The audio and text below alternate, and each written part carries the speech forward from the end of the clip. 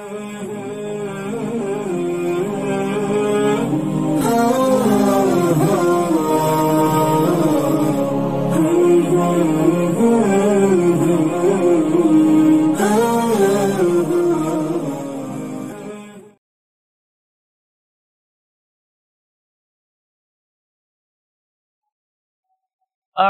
باللہ السمیع العلیم من الشیطان الرجیم من ہمزہ ونفخہ ونفثہ هو الذی بعث فی الأمیین رسولا منہم یتلو علیہم آیاتہ ویزکیہم ویعلمہم الکتاب والحکمہ وَإِن كَانُوا مِن قَبْلُ لَفِي ضَلَالٍ مُبِينٍ قال النبي صلى الله عليه وآله وسلم إنما بعثت لأتمم مكارم الأخلاق.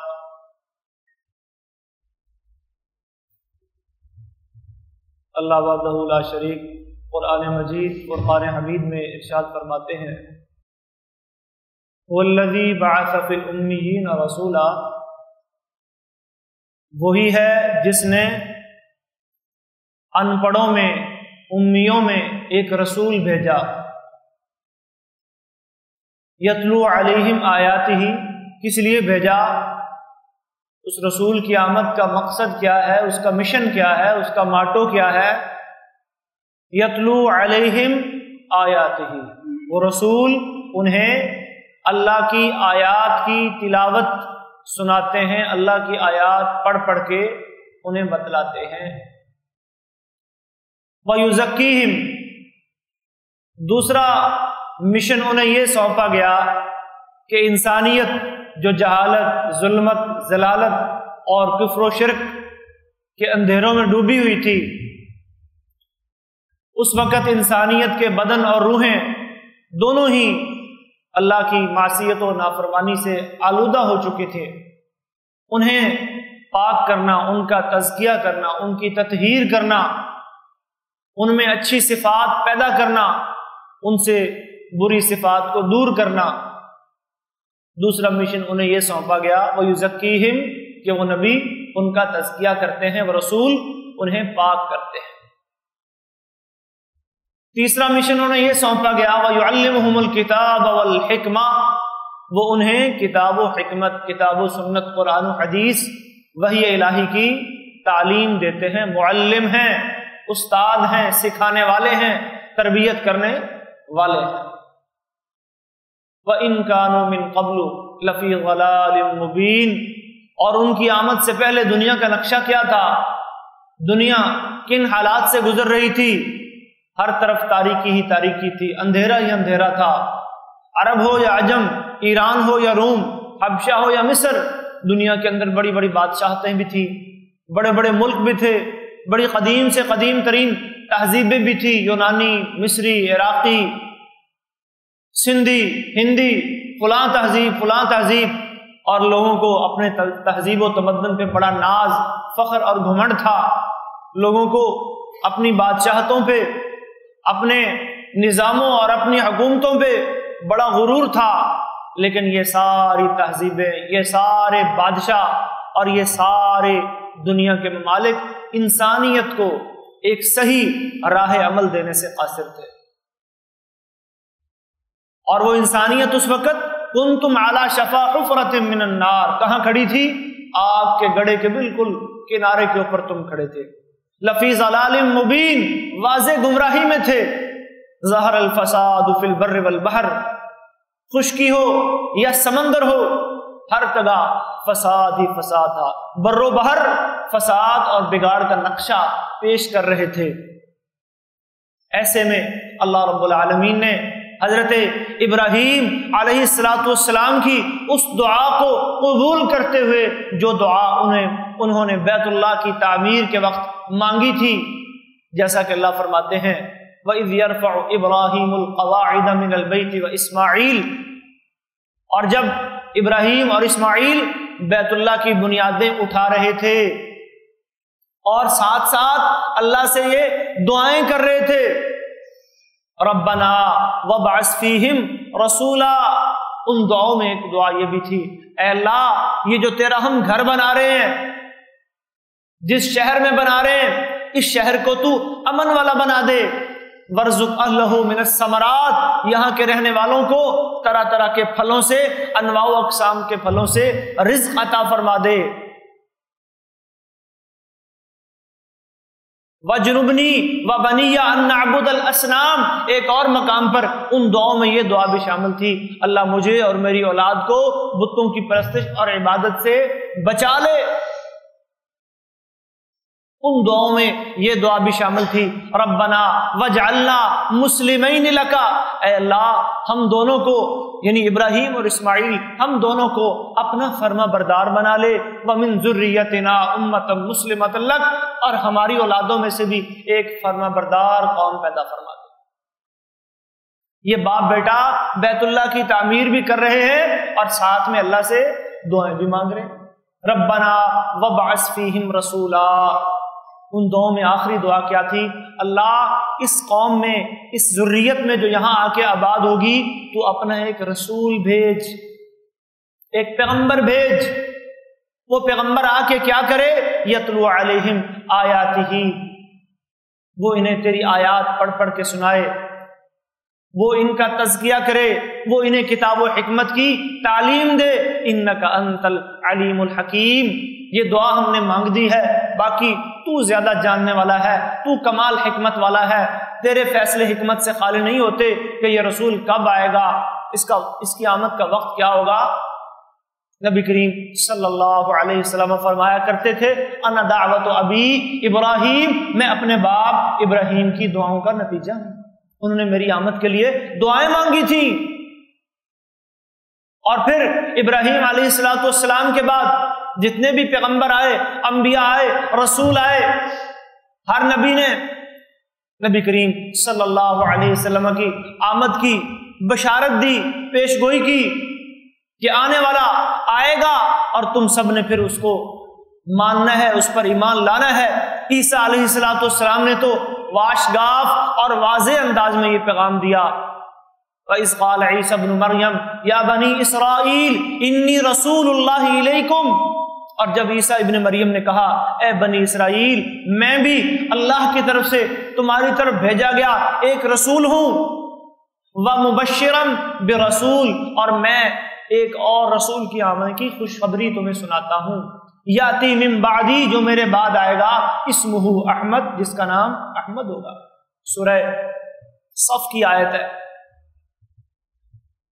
نبی صلی اللہ علیہ وسلم فرماتے ہیں بشرا عیسیٰ، میں اپنے باپ ابراہیم کی دعا ہوں اور عیسیٰ علیہ السلام کی بشارت ہوں، انہوں نے خوشخبریاں دی تھی میری آمد کی، وَمُبَشِّرًا بِرَسُول يَأْتِي مِن بَعْدِ اسْمُهُ احمد وَرُؤْيَا اُمِّی، اور میں اپنی ماں کا وہ خواب ہوں۔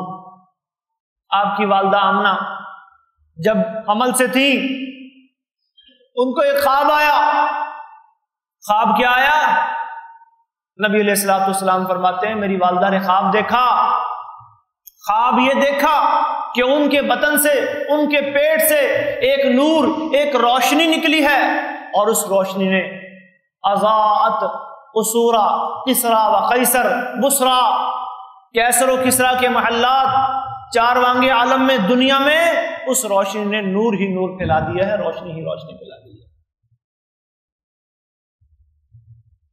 تو نبی مکرم صلی اللہ علیہ وسلم ان حالات میں، ایسے وقت میں تشریف لائے جب دنیا ظلمت و ضلالت کا شکار تھی، ضلال مبین کا لوگ شکار تھے۔ اللہ رب العالمین نے آپ کے ذریعے امت کو سیدھی راہ دکھائی، وَإِنَّكَ لَتَهْدِي إِلَىٰ صِرَاطٍ مُسْتَقِيمٍ، آپ کے بارے میں فرمایا آپ صراط مستقیم کی طرف رہنمائی کرنے والے ہیں۔ ہدایت کی توفیق کا اختیار اللہ نے اپنے ہاتھ میں رکھا، اِنَّكَ لَا تَهْدِي مَنْ أَحْبَبْتَ وَلَٰكِنَّ اللَّهَ يَهْدِي مَن يَشَاءُ، یہ بھی قرآن ہی کی آیت ہے۔ اے نبی، آپ جسے چاہیں اسے ہدایت نہیں دے سکتے، لیکن اللہ جسے چاہتا ہے اسے ہدایت ملتی ہے۔ آپ کا کام کیا ہے؟ وَإِنَّكَ لَتَهْدِي إِلَىٰ صِرَاطٍ مُسْتَقِيمٍ، آپ نے صراط مستقیم سیدھے راستے کی طرف لوگوں کی رہنمائی کرنی، آپ کا کام یہ ہے۔ صراط اللہ الذی لہ ما فی السماوات وما فی الارض، اللہ کے اس راستے کی طرف، آسمان و زمین جس کی ملکیت میں، اس کا راستہ دکھانا ہے آپ نے۔ نبی مکرم صلی اللہ علیہ وسلم کے ذمے جو کام لگائے گئے، آپ کو جو مشن سونپا گیا، آپ کی بعثت کے جو مقاصد بیان فرمائے گئے، محترم بھائیو آج ان پہ غور کرنے کی ضرورت ہے، آج ان کو سمجھنے کی ضرورت ہے کہ اللہ نے نبی علیہ الصلوۃ والسلام کو ان حالات میں کیوں بھیجا، کس لیے بھیجا، آپ کی بعثت کا مقصد کیا تھا۔ جیسے انسان کو غور کرنے کی ضرورت ہے کہ میں دنیا میں کیوں بھیجا گیا۔ اللہ فرماتے ہیں وَمَا خَلَقْتُ الْجِنَّ وَالْإِنسَ إِلَّا لِيَعْبُدُونَ، میں نے جن و انس کو اپنی عبادت و بندگی کے لیے پیدا کیا۔ مَا أُرِيدُ مِنْهُم مِّن رِزْقٍ وَمَا أُرِيدُ أَن يُطْعِمُونَ، مجھے نہ رزق کی ضرورت، نہ اس بات کی ضرورت کہ وہ کما کے لائیں اور مجھے کھلائیں۔ اللہ نے انسان کو بیکار اور فضول نہیں بنایا۔ اَيَحْسَبُ الْإِنسَانُ أَن يُتْرَكَ سُدًى، کیا انسان سمجھتا ہے کہ اسے ایسے ہی مہمل بیکار چھوڑ دیا جائے گا۔ افحسبتم انما خلقناکم عبثا وانکم الینا لا ترجعون، اللہ فرماتے ہیں کیا تم نے یہ سمجھ لیا کہ ہم نے تمہیں فضول، عبث، لا یعنی اور بیکار پیدا کیا اور تم لوٹ کر ہماری طرف نہیں آؤ گے؟ نہیں نہیں نہیں، ایسا مت سوچو۔ وما خلقنا السماء والارض وما بینہما باطلا، ہم نے تو آسمان، زمین اور ان دونوں کے درمیان کوئی ایک چیز بھی بیکار نہیں بنائی۔ تو یہ کیسے ہو سکتا ہے کہ ہم انسان کو بیکار پیدا کریں، جس کے بارے میں اللہ فرماتے ہیں خلقتک بیدی، اے آدم، اے انسان، جب تیرا آغاز ہوا، تیرا پتلا بنا، اللہ نے تیرے وجود کے لیے مٹی لی۔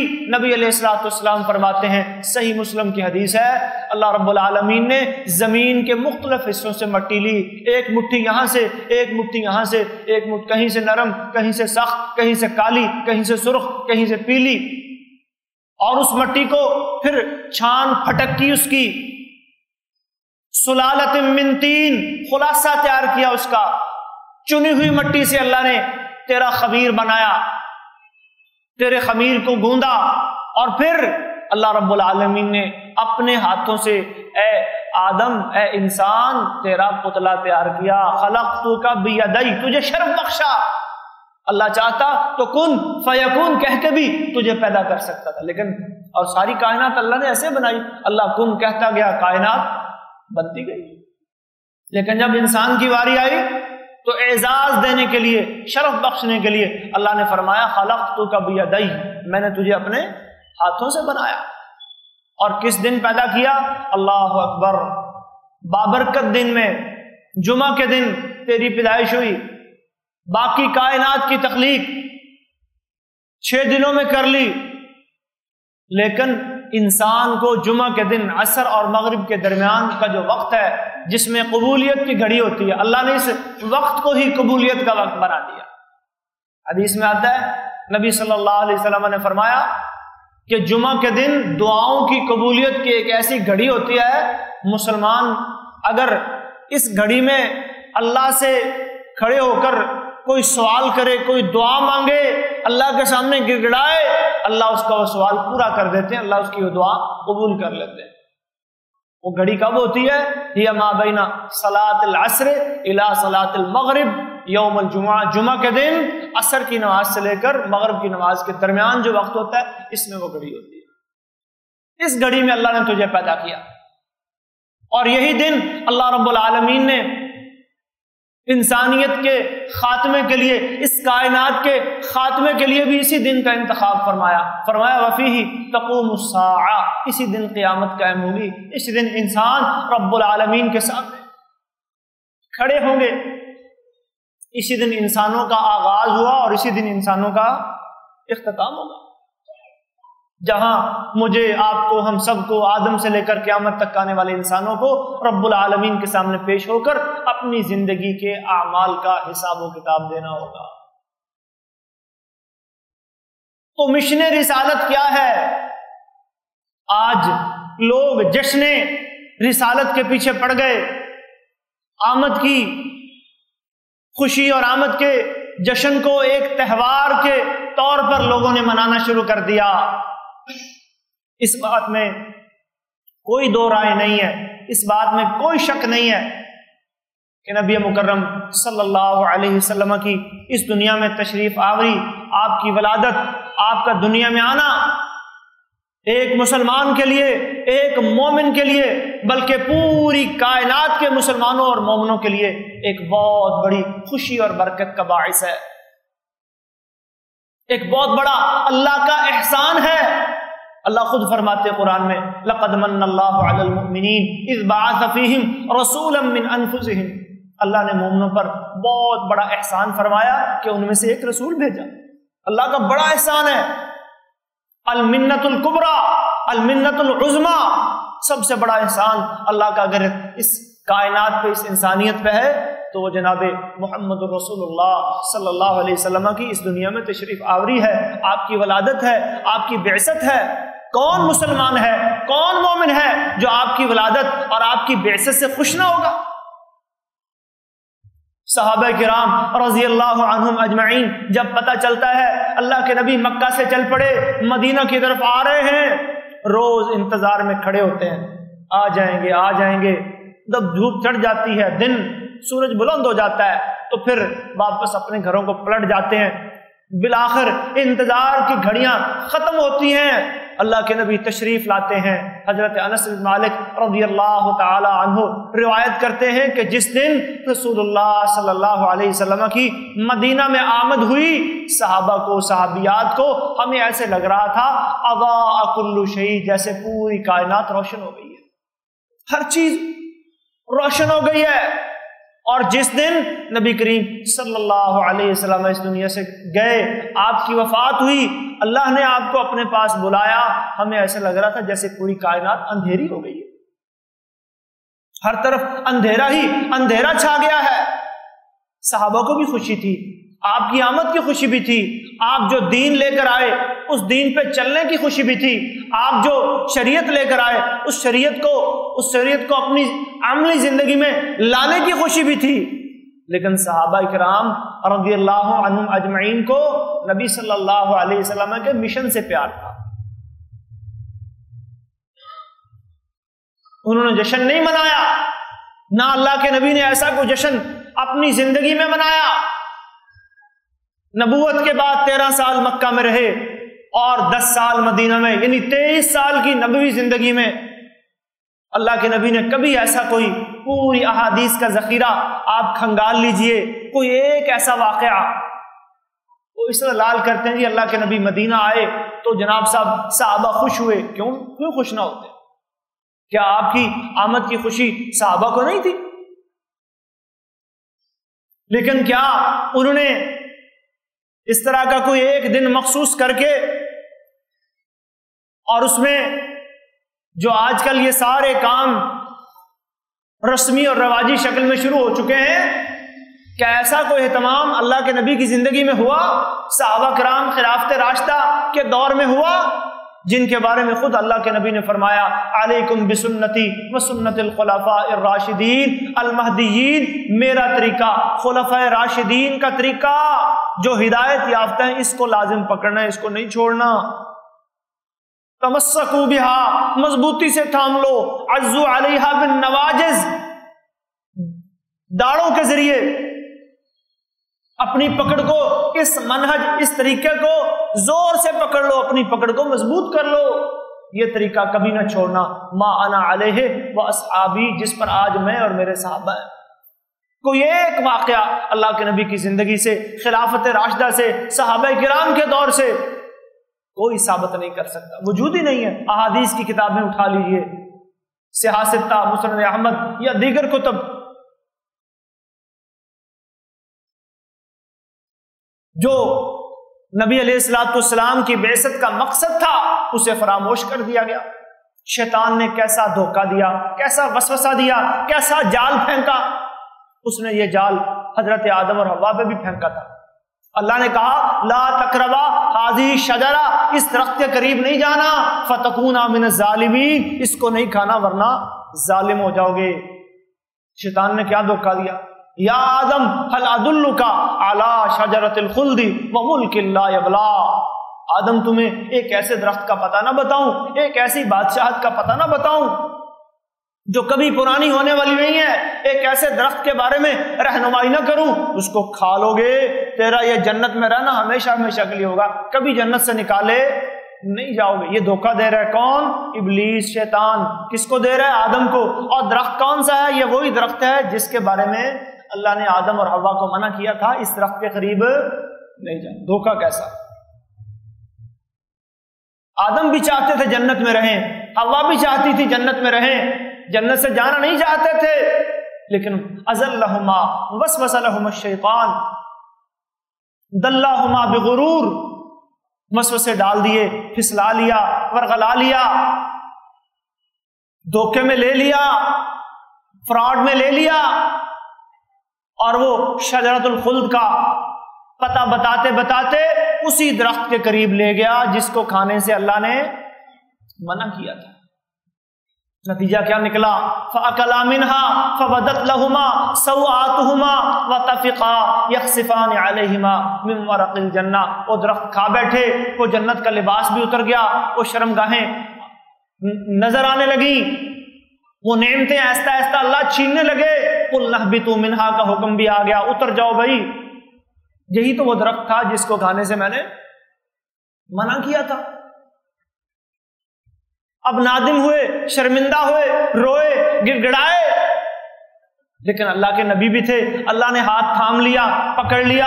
فتلقى آدم من ربہ کلمات، کچھ کلمات سیکھ لیا آدم نے اپنے رب سے۔ ربنا ظلمنا انفسنا وان لم تغفر لنا وترحمنا لنکونن من الخاسرین، اللہ نے توبہ قبول کر دی، دنیا میں بھیج دیا، بتا دیا بعضکم لبعض عدو، یہ شیطان انسان آپس میں دشمن ہیں،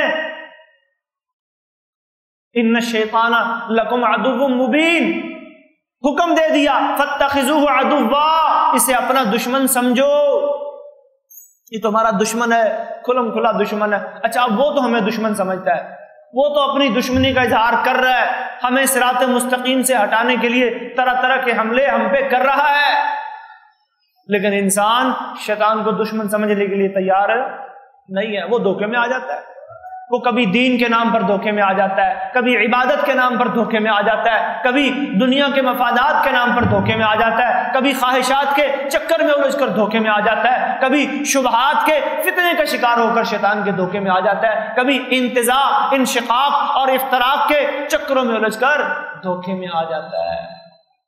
یہ دھوکہ جو ہے نا، یہ شیطان کا بہت بڑا ہتھیار ہے، اور یہ دھوکہ آج وہ امت مسلمان کو دے رہا ہے کہ نہیں نہیں، یہ اللہ کے نبی کی ولادت کا دن ہے اور تم نے اس دن جشن منانا ہے، ڈھول پیٹنے ہیں، بانسریاں بجانی ہے، جلوس نکالنے ہیں، اس دن تم نے جناب صاحب وہ میوزک چلانا ہے۔ انا للہ و انا الیہ راجعون، اللہ کے نبی کا جو مشن تھا، جو دعوت تھی، جو اس کائنات میں جس مقصد کے لیے آپ کو بھیجا گیا تھا، اس مقصد کی دھجیاں اڑا دی گئیں۔ عقیدہ توحید، وما ارسلنا من قبلک من رسول الا نوحی الیہ انہ لا الہ الا انا فاعبدون، اللہ فرماتے ہیں ہم نے آپ سے پہلے جتنے رسول بھیجے ان سب کو یہ وحی کی، ان سب کو یہ پیغام دیا کہ میں ایک اللہ، میں وحدہ لا شریک اللہ، میرے سوا کسی کی عبادت نہیں کرنی۔ وَلَقَدْ أَرْسَلْنَا، ایک ایک نبی کا نام لے لے کے اللہ نے کہا، ہود کو قوم عاد کی طرف، صالح کو قوم سمود کی طرف، نوح کو قوم نوح کی طرف، لوط کو قوم لوط کی طرف، شعیب کو اصحاب مدین کی طرف۔ کیا پیغام دیا؟ ان اعبدوا اللہ ما لکم من الہ غیرہ وَلَقَدْ بَعَثْنَا فِي كُلِّ أُمَّةٍ رَسُولًا، عمومی جملہ بھی بول دیا، ہر امت میں ہم نے ایک رسول بھیجا، ان اعبدوا اللہ، اللہ کی عبادت کرو۔ اللہ کے نبی اپنی دعوت کا آغاز یہیں سے کیا، قولوا لا الہ الا اللہ تفلحون، بھئی لا الہ الا اللہ یہ کامیابی کی کنجی ہے، یہ کامیابی کی چابی ہے، آؤ اسے تھام لو، آؤ اسے پکڑ لو، اور زندگی سے جاتے ہوئے بھی یہی وصیتیں کی، لعن اللہ الیہود والنصارى اتخذوا قبور انبیائہم وصالحیہم مساجدا الا فلا تتخذوا قبری عیدا۔ یہ وہ راستہ ہے جہاں سے قوموں کے اندر شرک، کفر اور اللہ کی نافرمانیاں سرایت کر جاتی ہیں۔ لوگوں، اس دروازے سے، اس شرک کے چور دروازے سے بچ کے رہنا۔ یہ غلو والا راستہ، یہ افراط والا راستہ، لا تطرونی کما اطرت النصارى المسیح ابن مریم، میری تعریف میں ایسے مبالغے نہ کرنا جیسے نصارہ نے، عیسائیوں نے عیسیٰ ابن مریم کی تعریف میں مبالغے کیے۔ فتقولوا فی ما قالت النصارى فی المسیح ابن مریم، کہیں تم میرے بارے میں وہ باتیں نہ کرنے لگ جانا جو عیسائیوں نے، نصارہ نے عیسیٰ ابن مریم کے بارے میں کی، انہیں ابن اللہ بنا دیا، اللہ کا بیٹا بنا دیا۔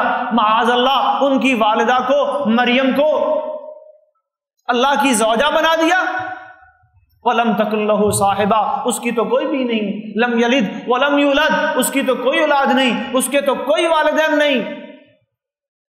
کسی نے ثالث ثلاثہ کہہ دیا، کسی نے المسیح ابن اللہ کا نعرہ لگا دیا، کسی نے عزیر ابن اللہ کا آوازہ بلند کر دیا۔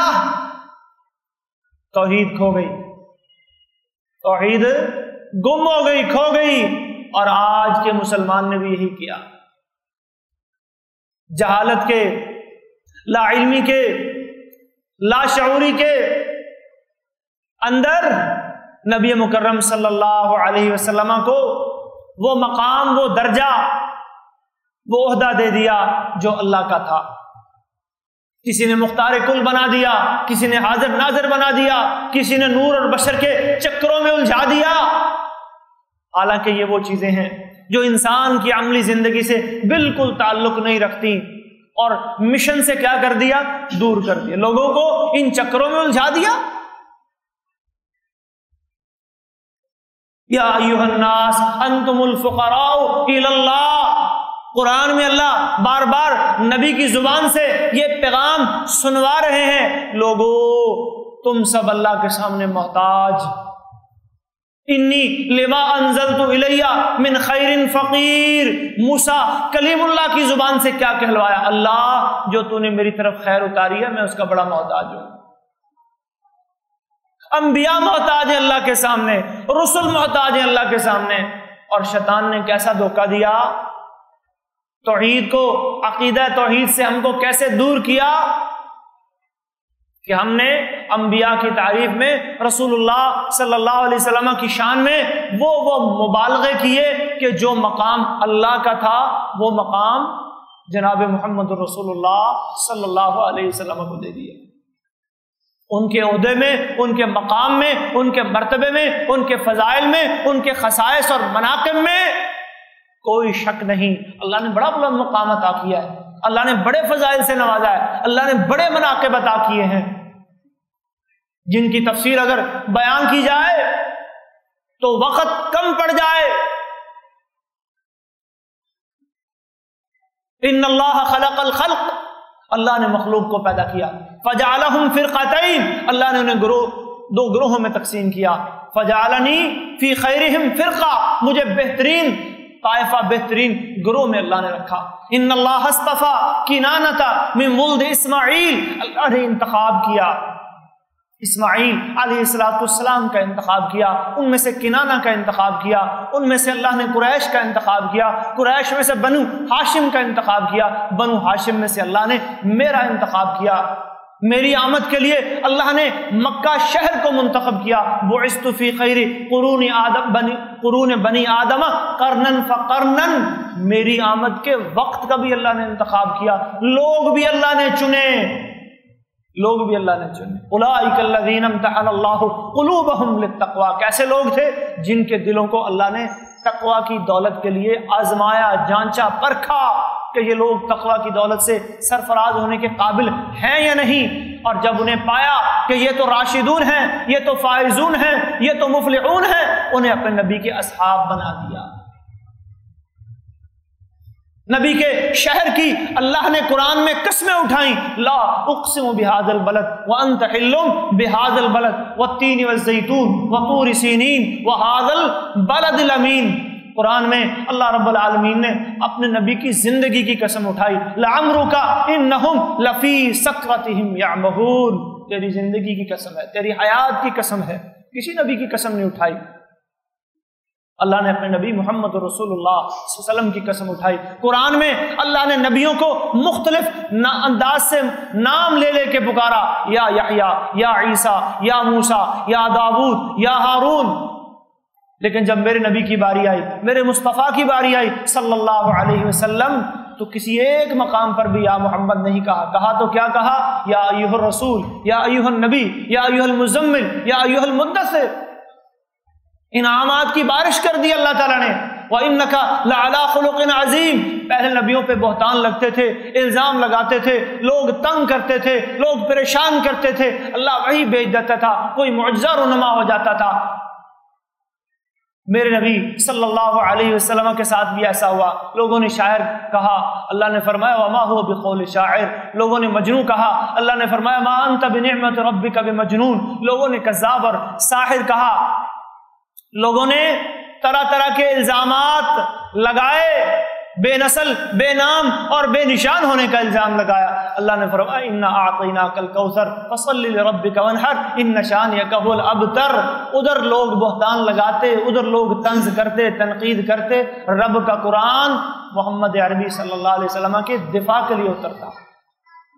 انا کفیناک مستہزئین، یہاں تک کہ اللہ نے کہہ دیا یہ مذاق اڑانے والے، یہ تمسخر کرنے والے، یہ ٹھٹھا کرنے والے، اے محمد صلی اللہ علیہ وسلم ان کے لیے ہم ہی کافی ہو جائیں گے، آپ کیوں پریشان آتے ہیں؟ وَلَا تَحْزُنْ عَلَيْهِمْ وَلَا تَكُ فِي ضَيْقٍ مِّمَّا يَمْكُرُونَ۔ آپ غم زدہ نہ ہو، آپ اپنے سینے کو تنگ نہ کریں، یہ جو چالیں چل رہے ہیں ان کو اپنی چالیں چلنے دیں۔ فَمَهِّلِ الْكَافِرِينَ أَمْهِلْهُمْ رُوَيْدًا، تھوڑی سی مہلت دے دیں، تھوڑی سی انہیں ڈھیل دے دیں، میں نے ایک ایسی چال میں، ایک ایسی تدبیر کے ذریعے میں نے جکڑوں گا۔ إِنَّ بَطْشَ رَبِّكَ لَشَدِيدٌ، اور جب تیرے رب کی پکڑ آئے گی تو بڑی سخت ہوگی۔ جہاں تک مقام و مرتبے، فضائل اور مناقب کی بات ہے تو بڑا بلند مقام ہے، بڑا اعلیٰ مقام اللہ نے دیا۔ لیکن جب بات عقیدے کی آئی، جب بات عقیدہ توحید کی آئی تو عقیدہ توحید بھی قرآن نے بیان کیا۔ لیس لک من الامر شیء۔ غزوہ احد میں کچھ لوگوں نے، کچھ بدبختوں نے نبی علیہ الصلوۃ والسلام کے 70 کے قریب صحابہ کو شہید کیا۔ نبی علیہ الصلوۃ والسلام کو بھی زخم آئے، سر میں زخم آیا، ایک دانت، رباعی دانت وہ آپ کا ٹوٹ گیا، جسم پر اور بھی زخم آئے۔ اللہ کے نبی کی زبان سے یہ کلمات نکل گئے، کیف یفلح قوم شجوا رأس نبیہم، وہ قوم کیسے فلاح پائے گی، وہ کیسے کامیاب ہوگی جنہوں نے اپنے نبی کے سر کو زخمی کر دیا۔ یہ تو ہدایت پانے والے نہیں ہیں، یہ تو فلاح پانے والے نہیں ہیں، یہ تو کامیاب ہونے والے نہیں ہیں۔ اللہ نے قرآن اتار دیا کہ فوز و فلاح کا سرٹیفکیٹ، کامیابی اور کامرانی کا فیصلہ اے نبی آپ کے پاس نہیں ہے۔ لیس لک من الامر شیء او یتوب علیہم او یعذبہم انہم ظالمون۔ ان کے ظلم میں یا ان کے ظالم ہونے میں کوئی شک نہیں ہے، اللہ ان کی توبہ قبول کرے یا اللہ انہیں سزا دے، یہ فیصلہ کس نے کرنا ہے؟ یہ میرے اللہ نے کرنا ہے، یہ اختیار آپ کے پاس نہیں ہے۔ یہ ہے عقیدہ توحید۔ اس عقیدے کی خاطر اللہ کے نبی نے صعوبتیں، تکلیفیں، مشکلات برداشت کی، بھوک اور پیاس برداشت کی، شیب ابی طالب کے اندر بائیکاٹ برداشت کیا، طائف کی وادیوں میں پتھر سہے، ہجرت کا، اپنے گھر سے، اپنے اہل و عیال سے دوری کا غم برداشت کیا۔ جاتے جاتے کہہ گئے مکہ والے مجھے نکال تو رہے ہیں، لیکن اے بیت اللہ، اے اللہ کے شہر، اے بلد حرام، تجھ سے جانے کو میرا دل نہیں کرتا۔ یہ ساری صعوبتیں، تکلیفیں، مشکلات کس لیے برداشت کی؟ قولوا لا الہ الا اللہ تفلحون، لا الہ الا اللہ کی خاطر۔ یہ مشن تھا، یہ منہج تھا، یہ دعوت تھی۔ لیکن آج کا مسلمان مشن رسالت کو بھول گیا اور شیطان نے کن چکروں میں لگا دیا، بس جشن مناؤ، جھنڈیاں لگاؤ، جلوس نکالو، نیازیں بانٹو، سبیلے لگاؤ، کالی پیلی نیلی سبز پگڑیاں پہنو، ایک دن کے لیے خوب شور و غوغا ڈالو، پھر بھول جاؤ ہر چیز، بیڑا پار ہے۔ اسلام کہتا ہے یا ایھا الذین آمنوا ادخلوا فی السلم کافہ، ایمان والو اسلام میں آنا ہے تو پورے کے پورے آؤ. یہ نہیں کہ ایک دن کے لیے آپ مسلمان بن جائیں، چند گھنٹوں، چند منٹوں یا چند ساعتوں کے لیے آپ اپنے آپ کو اللہ کی اطاعت میں لگا دیں اور باقی زندگی آپ کی نافرمانی میں گزرے. انما الاعمال بالخواتیم، صحیح بخاری کی حدیث ہے. اللہ کے نبی فرماتے ہیں اعمال کا جو نتیجہ نکلے گا، اعمال کا جو دار مدار ہے آخری عمل پہ ہے، اور آپ کو کوئی پتہ نہیں آپ کا آخری عمل کب آ جانا ہے. اس لیے اپنی ساری زندگی ادخلوا فی السلم کافہ، اتقوا اللہ حق تقاتہ ولا تموتن الا وانتم مسلمون. موت بھی آئے تو اس حال میں کہ اللہ کی فرمانبرداری کرنے والے ہو. نبوی منہج کو یاد رکھو. وہ منہج کیا تھا؟ یتلو علیہم آیاتہ، قرآن سے اپنا تعلق مضبوط کرو، اس کو پڑھنا پڑھانا، اس کی تلاوت، اس کو سمجھنا، اس پر عمل کرنا. اللہ کے نبی نے ساری زندگی یہ کام کیا ہے. یزکیہم، تزکیہ، یعلمہم الکتاب والحکمہ، کتاب و حکمت کی تعلیم. انما بعثت لاتمم مکارم الاخلاق. ایک اور حدیث میں اللہ کے نبی نے اپنی بعثت کا مقصد کیا بیان فرمایا؟ مجھے اللہ نے بھیجا ہی اس لیے ہے کہ میں لوگوں کے اندر اخلاقی خوبیاں جو ہے ان میں جو کمیاں کوتاہیاں انہیں دور کروں، ان کی تکمیل کروں. آج ہم اخلاقی اعتبار سے کہاں کھڑے ہیں؟ ہماری اخلاقیات کدھر کو جا رہی ہیں؟ غیبت، نمیمہ، چغلی، بہتان بازی، جھوٹ، خیانت، یہ ہمارے روزمرہ کی زندگی کا حصہ بن چکی ہیں چیزیں. کھانا ہضم نہیں ہوتا جب تک غیبت نہ کر لیں، کاروبار نہیں چلتا جب تک جھوٹ نہ بول لیں. یہ ہماری سوچ بن گئی نا، جھوٹ نہیں بولیں گے تو کاروبار نہیں چلے گا، دو نمبری نہیں کریں گے تو پرافٹ نہیں آئے گا. اپنی مجلسوں، اپنی محفلوں کو غیبتوں اور نمیموں سے رنگین نہیں کریں گے تو مزہ نہیں آئے گا. ہماری اخلاقیات کا آج یہ حال ہے، ایک دوسرے کی ٹانگیں کھینچ رہے ہیں. المسلم اخو المسلم، المسلم من سلم المسلمون من لسانه ويده، المؤمن مرآت اخیہ المؤمن. کتنے فرامین ہیں اللہ کے نبی نے، کتنے فرامین ہیں اللہ کے نبی کے. مثل المؤمنین فی توادہم وتراحمہم وتعاطفہم کمثل الجسد.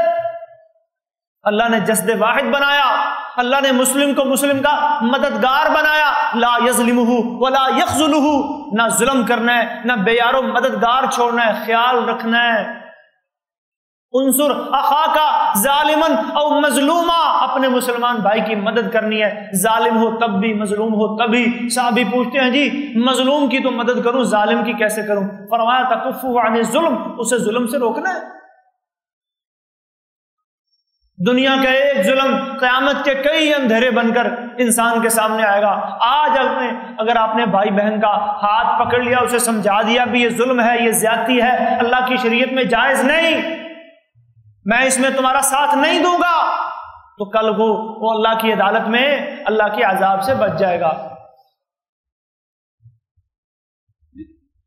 لیکن اگر آج آپ نے اس کا ہاتھ نہ پکڑا، آج آپ نے مظلوم کا ساتھ نہ دیا، تو کل وہی مظلوم ہوگا، آپ کا گریبان ہوگا اور اس کا ہاتھ ہوگا.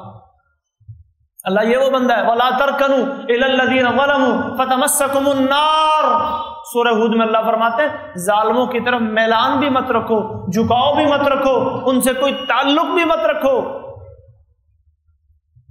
میرے نبی دنیا میں عدل کے لیے آئے، انصاف کے لیے آئے، عدل و انصاف کا بول بالا کرنے کے لیے آئے.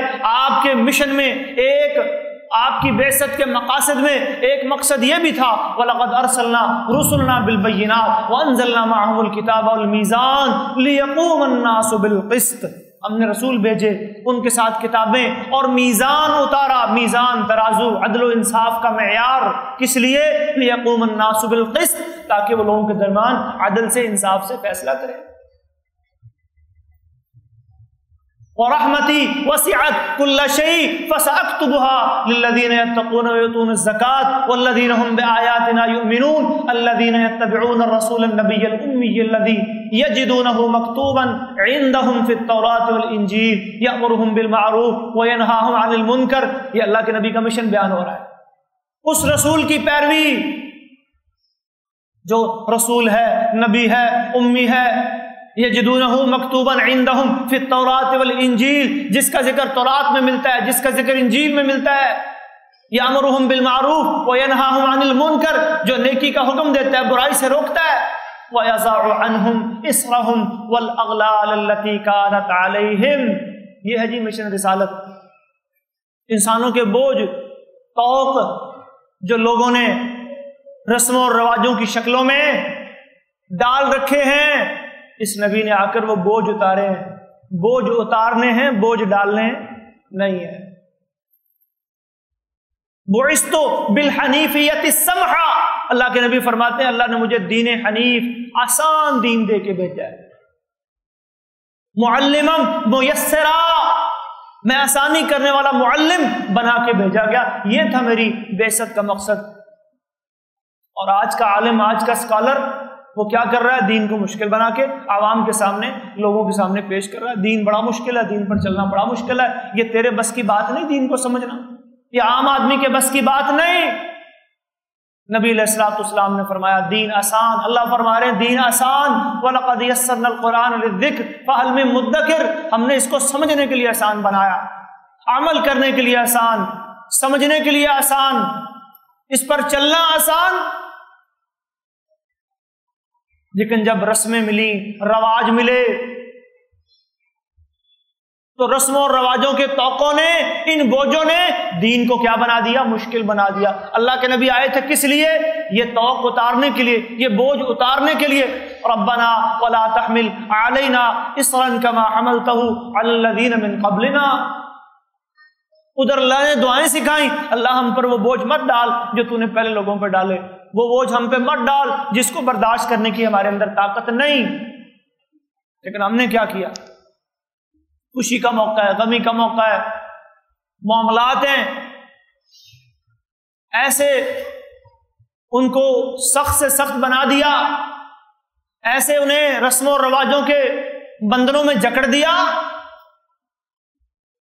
اللہ اکبر کہ آج وہ سنتیں، وہ خوشی کے موقع، وہ غم کے موقع ہمارے لیے بوجھ بن گئے، اور یہ بوجھ ہمارے اپنے بنائے ہوئے.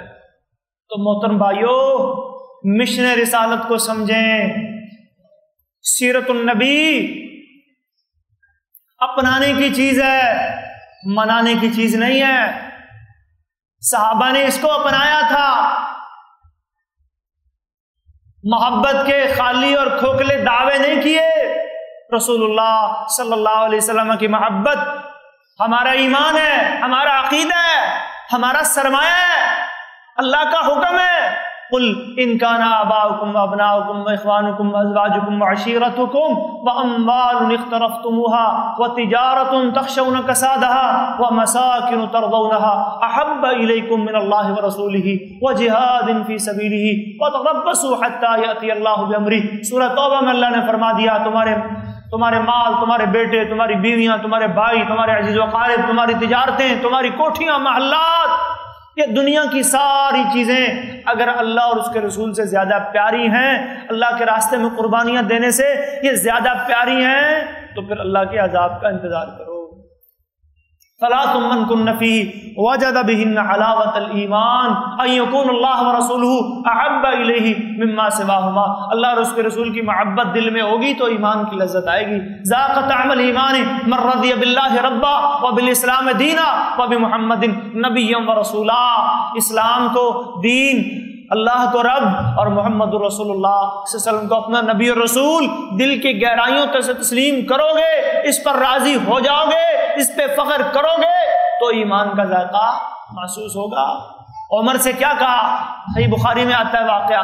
عمر کہنے لگے اللہ کے رسول انت احب الی من کل شیء، آپ مجھے کائنات کی ہر چیز سے زیادہ محبوب ہیں لیکن مجھے اپنی جان سے زیادہ پیارے نہیں ہیں. مسئلے کا علم نہیں تھا.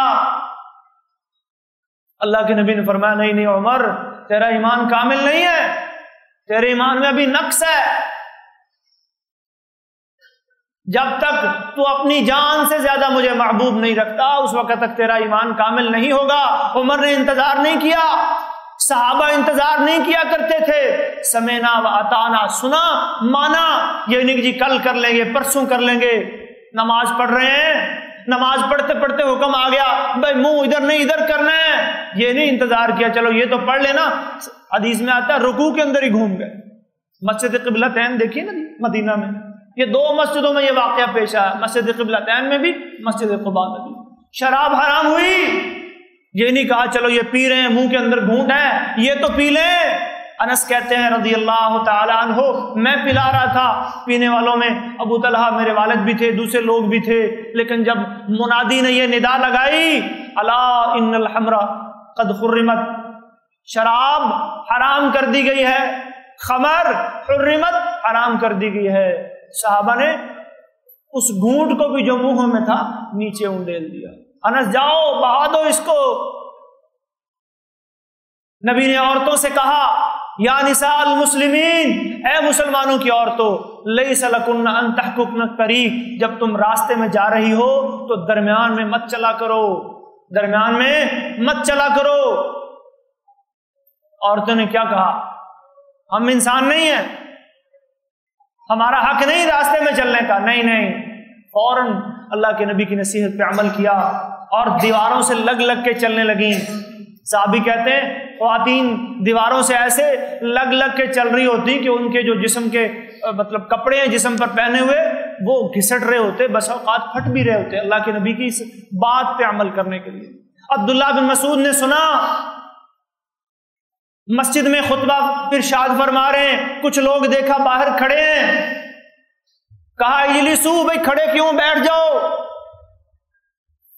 لوگ آگے آگے بیٹھ گئے۔ عبداللہ بن مسعود رضی اللہ تعالیٰ عنہ نے جب نبی علیہ الصلوۃ والسلام کی زبان سے یہ اجلسو بیٹھنے کا حکم سنا، وہیں بیٹھ گئے۔ دیکھا ابن مسعود تو وہاں کیوں بیٹھا ہے، تو پیچھے کیوں بیٹھا ہے، لوگ آگے بیٹھے ہیں۔ عرض کی اللہ کے رسول اجلسو کا لفظ بیٹھنے کا حکم آپ کی زبان سے سنا تھا، گوارا نہیں کیا کہ اٹھ کے تھوڑا آگے آ جاؤں، میں وہیں بیٹھ گیا۔ یہ ہے محبت۔ قل ان کنتم تحبون اللہ فاتبعونی۔ جب تک محبت میں اتباع نہیں آئے گی، ایسی محبت خالی اور کھوکھلے نعروں کے سوا کچھ نہیں ہے۔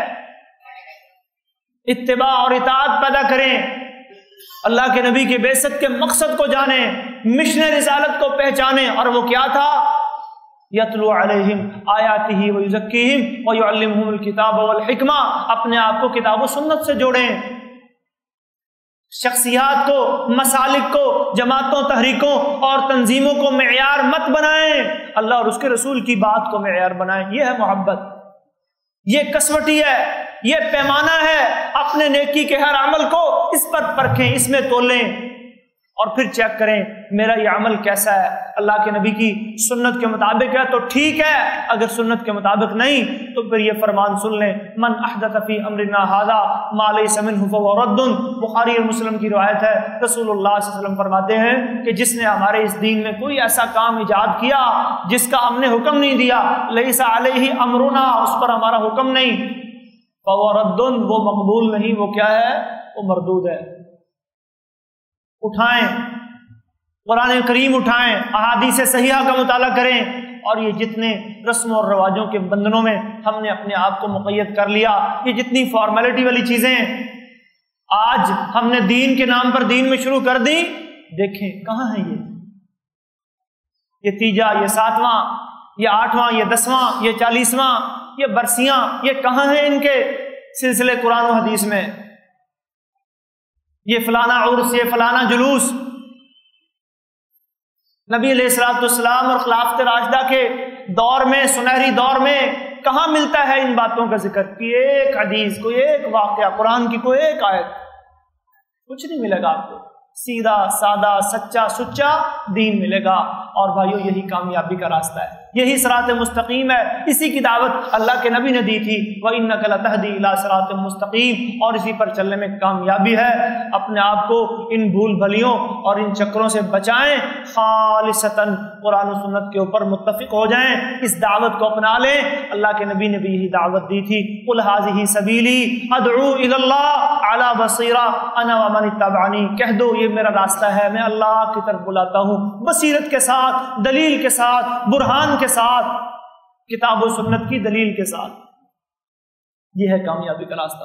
اللہ ہم سب کو اس راستے پر چلنے کی توفیق عطا فرمائے، ہماری کمیاں کوتاہیاں کمزوریاں دور فرمائے، اللہ سنت پر عمل کرنے کی اور بدعت سے بچنے کی توفیق عطا فرمائے۔ وآخر دعوانا الحمدللہ رب العالمین، وقولوا قولی ھذا استغفر اللہ لی ولکم ولسائر المؤمنین واستغفروہ انہ هو الغفور الرحیم۔